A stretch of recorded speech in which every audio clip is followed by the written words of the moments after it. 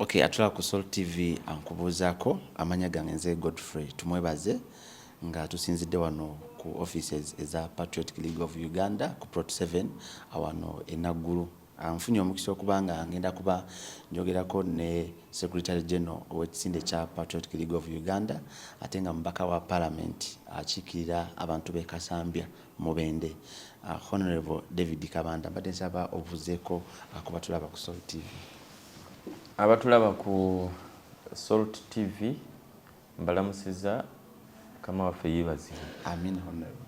Mwebale nnyo okuba nga mutuusa buweereza ku bannayuganda abali mu Uganda ne bweru wa Uganda. Ate nga ba Patriotic League of Uganda tubeebaza olw'okutuwanga obuwagizi mu mbeera y'okutukavalinga mu buli mbeera yonna. Mukama abawa omukisa. Amin. Honorable, waliwo ebintu bingi ebitambula mu ggwanga naye bwe tutunulira mu kisinde kya Patriotic League of Uganda nammwe era waliwo ebitambula.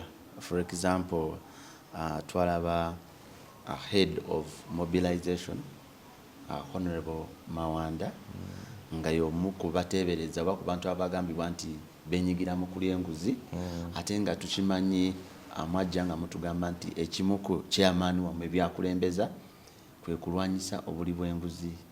Ensonga eyo wagitegeddeko, wagiwuliddeko era ogyogerako ki? Ensonga eyo ntuufu eya muganda waffe Honorable Michael Mawanda akulira okukunga abantu mu Patriotic League of Uganda okubanga yakwatibwa n'atwalibwa ku police, bwe yagibwayo n'atwalibwa mu kooti n'emusindika ku arimande Luzira. Ensonga ezo ziri mu kooti tetukkirizibwa zoogerako kubanga ebintu byonna ebibeera mu kooti bibeera bya kooti, naye nga Patriotic League of Uganda twavaayo ne tufulumya ekiwandiiko ku kukwatibwa kwa Honorable Mawanda era nakulaga nti ffe tuli beerufu ng'aba Patriotic League of Uganda. Omuntu eyasamoninga Honorable Mawanda Major mu magye, director wa CID Major Tom Magambo, wandirowoozeza nti Honorable Mawanda yandikozesezza influence ye okubanga ali ku lusegere lwa general mu magye ate CDF okuinfluencinga Major Magambo. N'ekyo Patriotic League of Uganda tekisoboka. Newankubadde oli ku lusegere lwa General Muhoozi Kainerugaba bw'oba ozizza omusango bajja kuyita obitebye. Nange Kabanda bwe mba nzizza omusango bampita n'embitebya. Tebantu tebajja mu Patriotic League of Uganda kwekwekayo nti bwe baba baziba misango leno tebakwatibwako.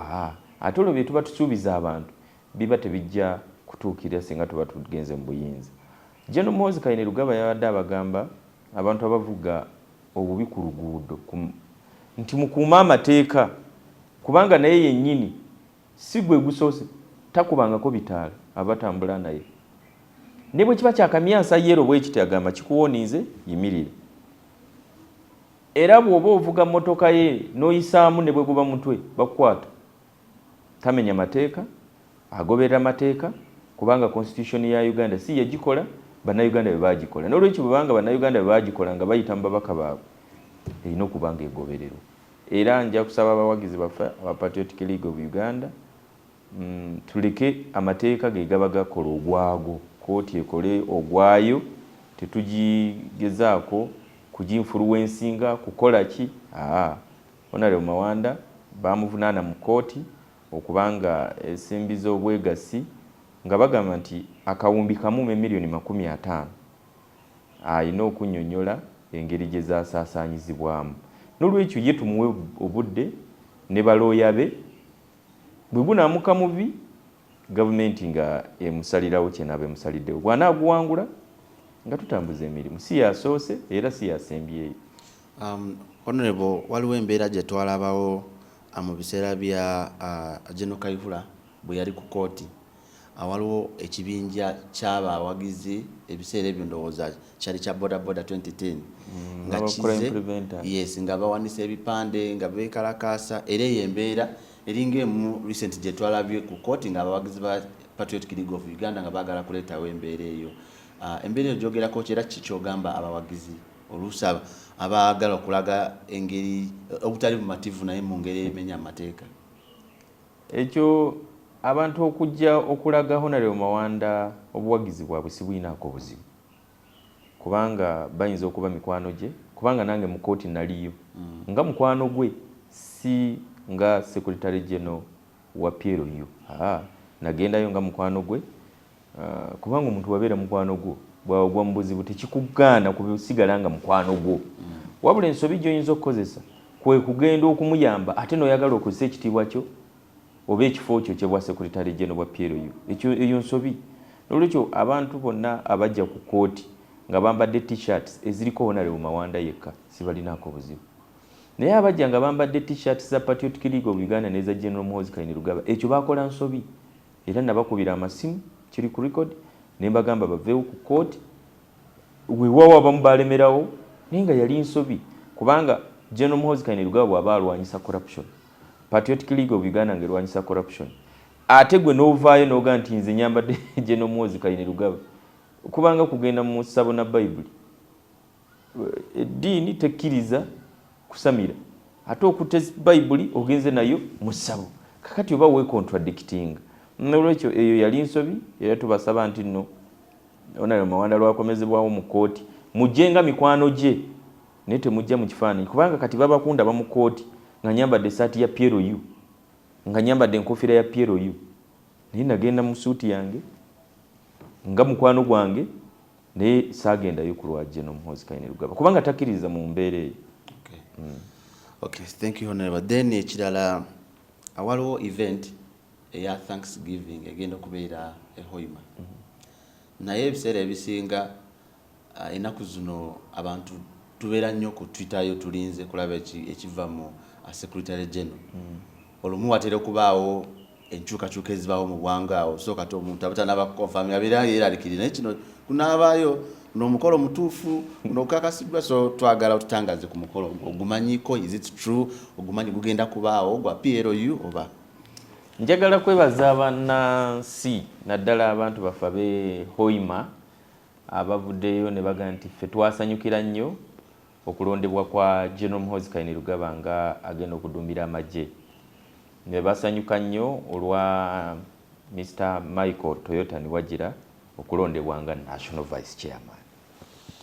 Abantu abamu mu PLU kyali kyabamala amaanyi nti kati General engeri gye bamututte mu magye tuwedde PLU ewedde. Kakati bwe wavaayo abantu abamu ne bagamba nti ffe tuli bawagizi ba PLU tuli bawagizi ba General Muhoozi Kainerugaba era twasanyukira ekyokumuteeka mu bwa CDF kati nno ffe kituzaamu amaanyi kubanga emikolo gyonna twabagamba nti egijje gitegekebwa bannansi be bagitegeka okuviira ddala ku mukolo gwe twategeka mu 2019 I think emunyonyo General Muhoozi Kainerugaba yali aweza emyaka 45 era nze nali ntegese omukolo ogwo nayita Pastor Bujingo simanyi gwe giwali 2019 nayita Pastor Bujingo yasaba era gwe mukolo gwa General Muhoozi Kainerugaba gwe yasooka okujjako mu lujjudde okujaguza birthday era yakyogera.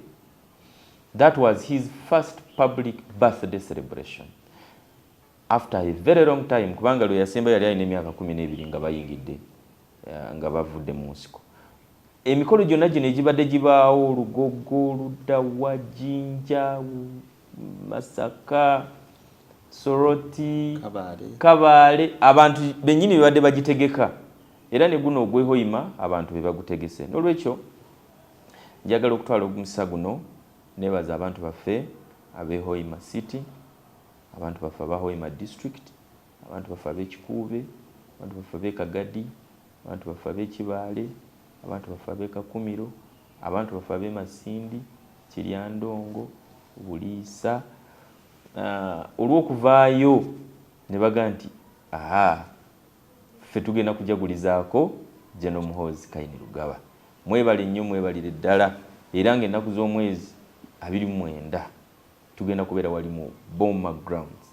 Abantu beewaddeyo twagala okwebaza olukiiko Lutestes Haji Mustafa Zaidi mulimu ba Meya Brian, mulimu ba Jonan, Jovia n'abantu abalala bonna besinza kumalayo.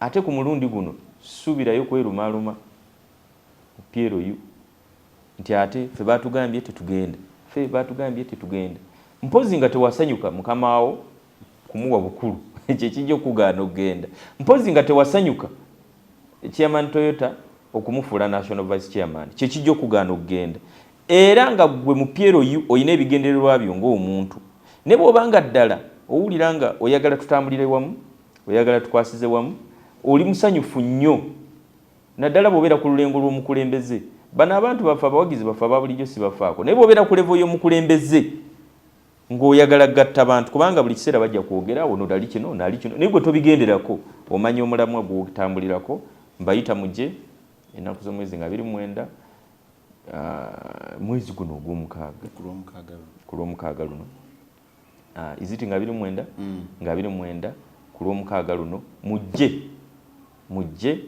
tusobole okubeerawo nga wali ehoyima nga Mukama Katonda tumwebaza olw'okusobozesa General Muhoozi Kainerugaba okubeera CDF ne chairman Toyota okumulonda kuba national vice. Honorable Kisembayo maybe okuguidinga abantu engeri gye bagenda okutambulamu. Awakyogeddeko wali nga tutandika abantu bamanyi kukozesa erinnya lya General Piero yu bavuge bubi ku makubo muluka bazibike number plates abantu nsabo okubaguidinga nga bagenda era nga bakomawo.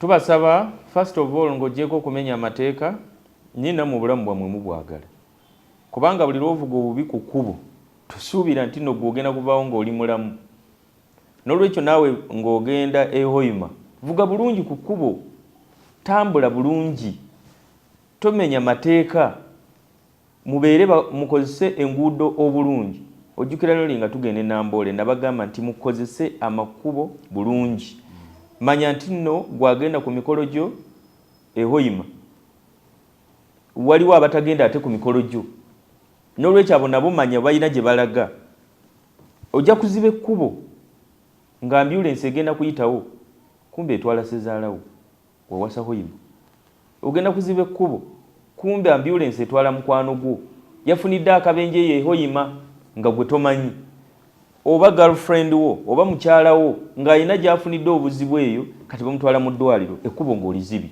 n'olwekyo tukozese bulungi amakubo tubeere bampisa tulage ekifaananyi ekijjayo General Muhoozi Kainerugaba kubanga musajja wa mpisa akwata mpola tiyeepanka talinaamu lugezigezi lwonna n'olwekyo ffe tulifrectinge ekifaananyi kya General Muhoozi Kainerugaba singa tuba tukikoze eyo ye Piero yu entuufu. Kale tuyanze kale